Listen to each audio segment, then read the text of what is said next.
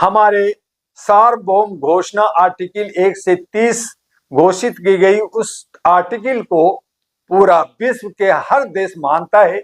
हमें जीने का अधिकार है, रोटी कपड़ा मकान का अधिकार है, बोलने का अधिकार है, धरना प्रदर्शन और मांग करने का अधिकार है, धर्म मानने का हमें स्वतंत्रता है। जो आज नफरत की बाजार है, उन तमाम चीजों को 10 दिसंबर का एक जो मैनिफेस्टो है, जो एक हमारा यूनिवर्सल डिक्लेरेशन है, उसको हम मानते हैं और उसी का वर्षगांठ मनाते हैं सभी पूरे भारत में और विश्व के अन्य हिस्सों में। All India human rights association जो 1987 में बनी, लगातार 38 वर्षों से भारत के 36 राज्यों में मानवता मानवीय मूल्यों के लिए काम कर रही है। हर साल 10 दिसंबर को हम लोग ताल कटोरा, श्रीफोर्ट और बड़े बड़े हॉल और बड़े बड़े ऑडिटोरियम में प्रोग्राम किया, लेकिन इस साल हमारे अन्य अन्य राज्यों में प्रोग्राम लोग करेंगे। दिल्ली के अंदर हम लोग जंतर मंतर पर हम लोग जो है मताधिकार, जो हमारा मौलिक अधिकार है, जहां पे बहुत सारे डिस्प्यूट है, जहां पे ईवीएम खत्म करने की बात हो रही है,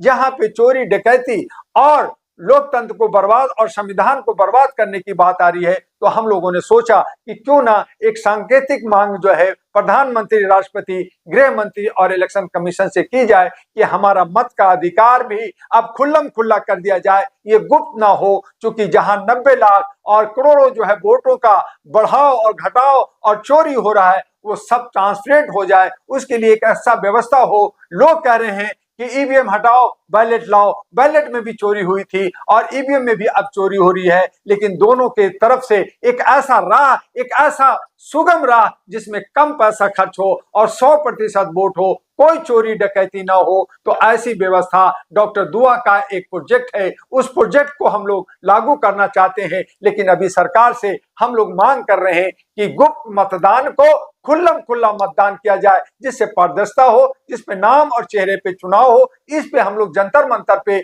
10 दिसंबर को 1 बजे से 4:30 बजे हम वहां जमा हो रहे हैं। हम लोगों ने लोगों को कहा है कि आप ज्यादा से ज्यादा आए, लेकिन अच्छे और सच्चे लोगों को लोग साथ नहीं देते, या यूं कहें कि लोग अच्छे, जो मुख्य मुद्दा होता है, जो सही मुद्दा होता है, उस पे नहीं, बल्कि इधर उधर भटके हुए मुद्दों पे घोर हंगामा करते हैं। देखते हैं हमें कितना साथ देते हैं, लेकिन अगर हम कुछ लोग भी होंगे तो वो सांकेतिक धरना एक माने रखेगा और हम लोग 10 दिसंबर के मानवाधिकार को भी सेलिब्रेट करते हुए, उस मांग को रखते हुए, और दिल्ली के अंदर जो 70 विधानसभा का है उसका भी हमें आगाज करना है। तो मात्र 2 से ढाई घंटे के प्रोग्राम में 2-4 ऐसे इशू हैं जिसमें हम आप तमाम लोगों से चाहते हैं कि आपकी भागीदारी हो, आपकी हिस्सेदारी हो, आपकी वहां पर सदस्यता हो। आइए, अपने आंखों से देखिए कि डॉक्टर दुआ अहरा नेशनल पार्टी एएनपी जो इन्वेलप लेके आ रही है, वहां पे 70 महिलाओं को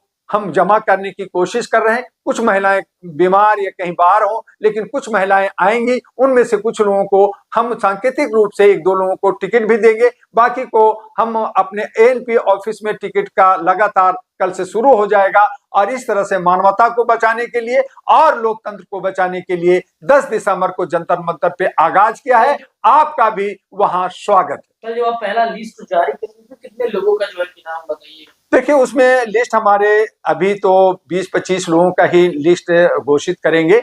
उसके बाद में 10 दिन के बाद फिर से दोबारा प्रोग्राम होगा। तो ये लगातार प्रक्रिया है। हालांकि हमारे पास 40 से ज्यादा नाम आ गए हैं, लेकिन हम सभी लोग उसके डॉक्यूमेंटेशन, उसके जो है बायोडाटा, उसके सारे पेपर्स के साथ हम फाइनल जब उसकी फाइल बन रही है तब हम लोग करने जा रहे हैं। हैंकी पैंकी में आवाज नहीं देने जा रहे हैं। तो वो हमारी प्रक्रिया चल रही है और जल्द ही हम लोग जो है 20 दिसंबर तक हम लोग जो है 70 महिलाओं को घोषित कर चुके होंगे और वो सब अपने अपने मैदानों में प्रचार प्रसार के लिए निकल जाएंगे। आप लगातार ईवीएम के खिलाफ बोलते हैं, तो क्या अगर दिल्ली विधानसभा चुनाव ईवीएम से होगा तो एनपी पार्टी चुनाव लड़ेगी? देखिए, हम ईवीएम के विरोध में हैं, लेकिन सरकार है, सरकार मनमानी कर रही है। चुनाव एक प्रक्रिया है, चुनाव से भागना नहीं चाहिए, उसका सामना करना चाहिए। उसका विरोध एक अलग जगह है, उस पे रोक है, उस पे पहरेदारी है, जहां चोरी होता है उस पे देख रेख है। तो हम लोग लड़ेंगे जरूर, लेकिन हम चाहते हैं कि ईवीएम हट जाए, उसका एक वैकल्पिक व्यवस्था बने।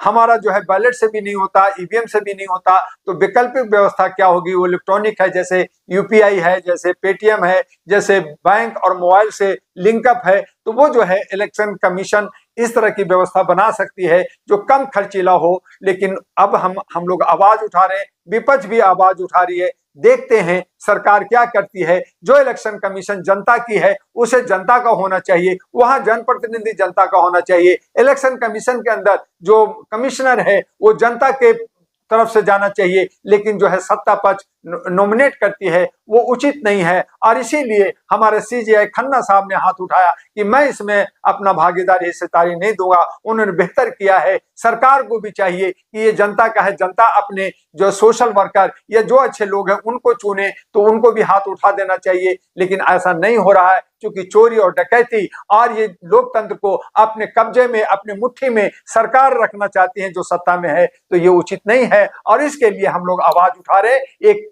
चिंगारी है और ये चिंगारी भारत के तमाम राज्यों में, तमाम जिलों में धीरे धीरे आगे फैलेगा। और ये आग और एक जो है गोला, और ये यूं कहें कि जन क्रांति और एक जो है भूकंप आने वाला है।